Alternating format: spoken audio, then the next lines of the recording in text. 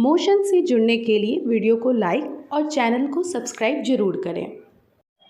Hello students, my name is Khyati Jobanputra and I am a biology faculty in motion Muzaffarpur, है ना।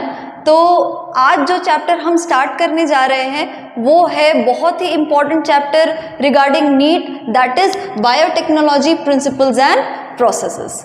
तो ये चीज़ देखी गई है कि अगर हम बायोटेक्नोलॉजी पोर्शन से देखें तो नीट में काफ़ी नंबर ऑफ क्वेश्चंस जो है इस यूनिट से उठ करके आ जाते हैं। जैसे कि हम कह सकते हैं, अगर हम 2020 की बात करें तो 2020 में बायोटेक्नोलॉजी से कम 9 क्वेश्चंस आए हैं। और सबसे खास बात इस चैप्टर की ये है कि ये चैप्टर जो है बहुत ही इजी है, ज़्यादा लेंदी नहीं है। जैसे हम बात करें मॉलिक्यूलर बेसिस ऑफ इनहेरिटेंस की या जेनेटिक्स की, तो वो चैप्टर्स जो है काफ़ी डेप्थ में है और काफ़ी लेंदी है, बट नंबर ऑफ क्वेश्चंस वही कैरी करते हैं जो नीट में जो बायोटेक्नोलॉजी कैरी करता है, राइट। सो स्टार्ट करते हैं बायोटेक्नोलॉजिकल प्रिंसिपल्स एंड प्रोसेसेस से। बात जब हम कर रहे हैं बायोटेक्नोलॉजी की तो हम टर्म समझ लेते हैं। टर्म जो है वो 2 वर्ड से बना हुआ है, बायो और टेक्नोलॉजी। तो बायो और technology, bio combination with technology, ठीक है। हम बायो को कंबाइन कर रहे हैं टेक्नोलॉजी से, तो ये बन रहा है बायोटेक्नोलॉजी, ठीक है।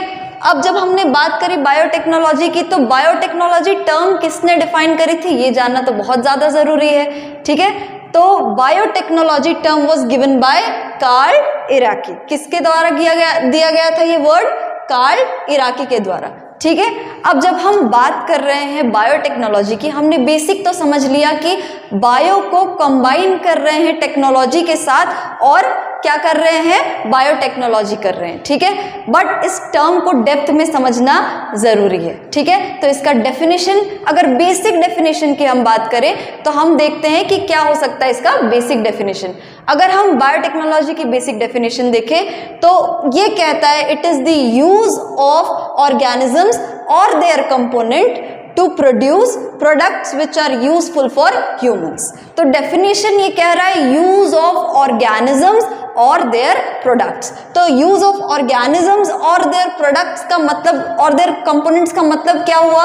या तो हम ऑर्गेनिजम्स का यूज करेंगे या तो उनके कुछ कंपोनेंट्स का यूज करेंगे जिससे कि हम बायोटेक्नोलॉजी परफॉर्म करेंगे। और उनका कंपोनेंट का या फिर ऑर्गेनिज्म को यूज करते हुए हम क्या करेंगे, कुछ ऐसे प्रोडक्ट्स बनाएंगे जो कि ह्यूमन वेलफेयर में काम आएंगे, यानी कि that will be useful to humans, right. अब हम बात करते हैं बायोटेक्नोलॉजी के एराज की।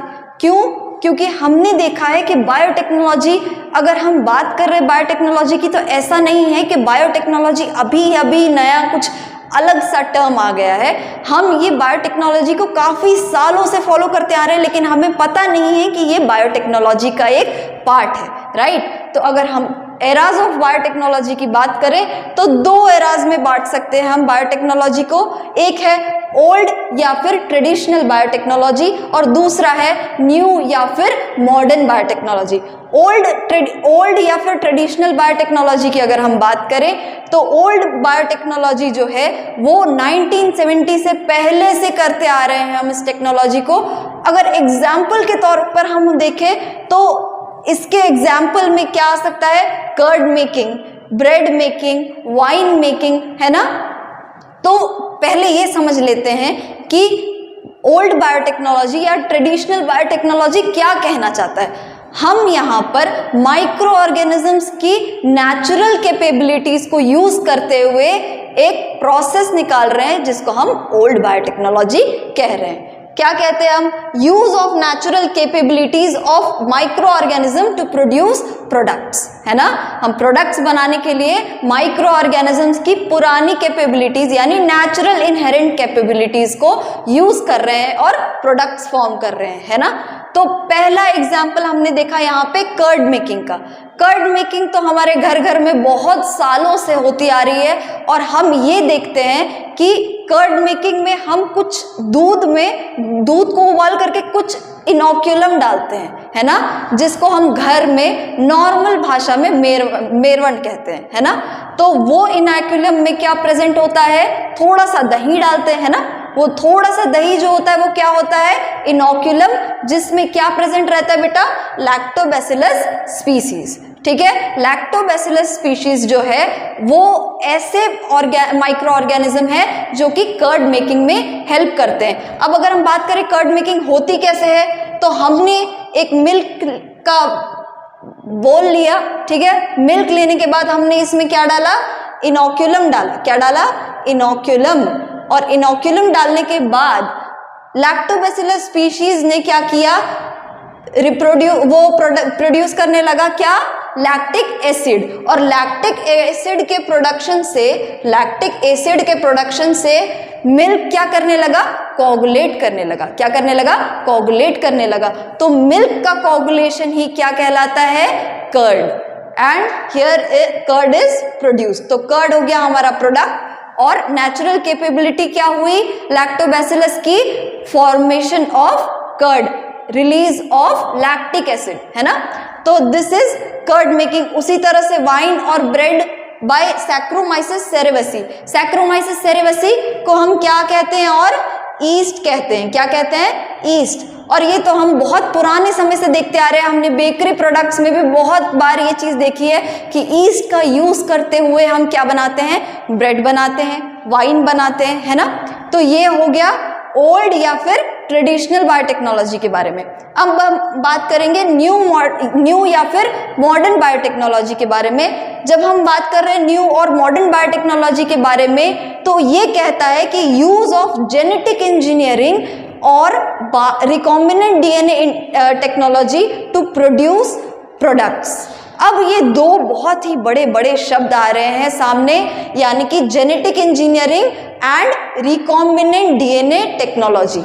अब आप कहोगे कि मैम इन दोनों में क्या ऐसा डिफरेंस हो रहा है कि ये दोनों को अलग से लिखा जा रहा है। जेनेटिक इंजीनियरिंग ऐसा प्रोसेस है जिसमें हम दो जीन्स को रिकम्बाइन करके एक जेनेटिक मेकअप को ऑल्टर करते हैं और उसका यूज करते हैं प्रोडक्ट बनाने में, उसको हम क्या कहते हैं, जेनेटिक इंजीनियरिंग। और अगर हम रिकॉम्बिनेंट डीएनए टेक्नोलॉजी की बात करें, तो जो प्रोसेस में हम जेनेटिक इंजीनियरिंग का यूज करते हुए प्रोडक्ट्स बना रहे हैं, उस प्रोसेस को क्या कह रहे हैं हम, रिकॉम्बिनेंट डीएनए टेक्नोलॉजी। इसके बारे में हम आगे भी डिस्कस करेंगे।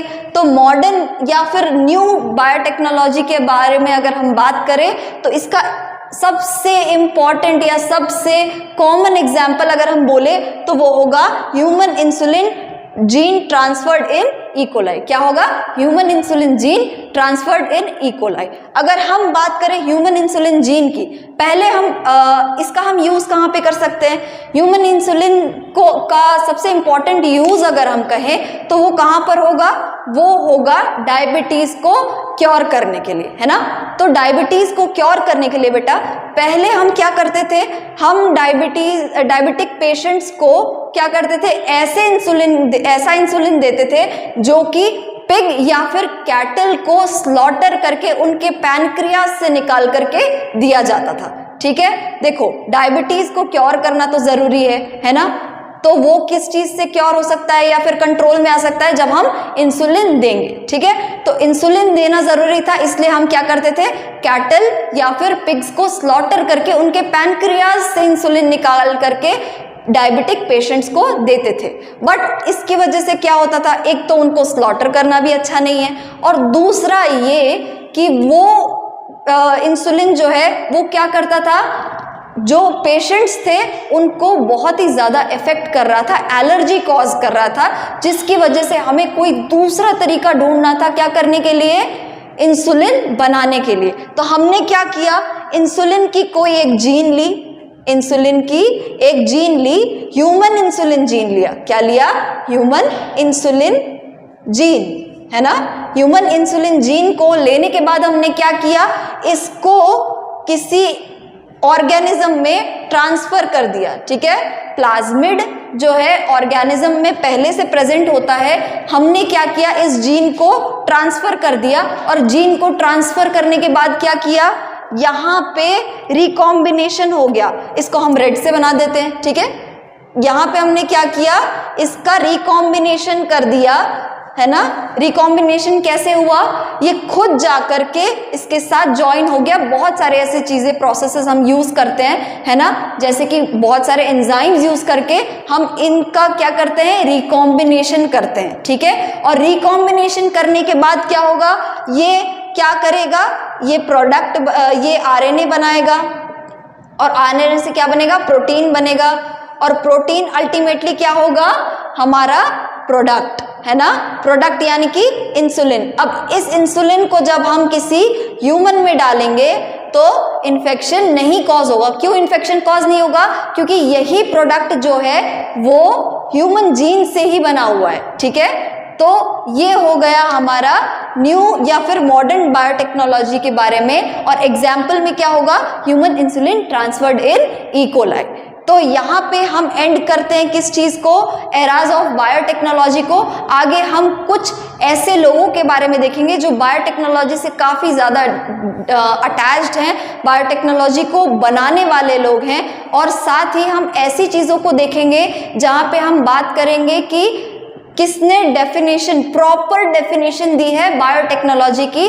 तब तक जुड़े रहिएगा इस चैप्टर से, आगे बहुत और मजा आएगा और इसके बारे में हम और ज्यादा डिस्कस करेंगे। Thank you.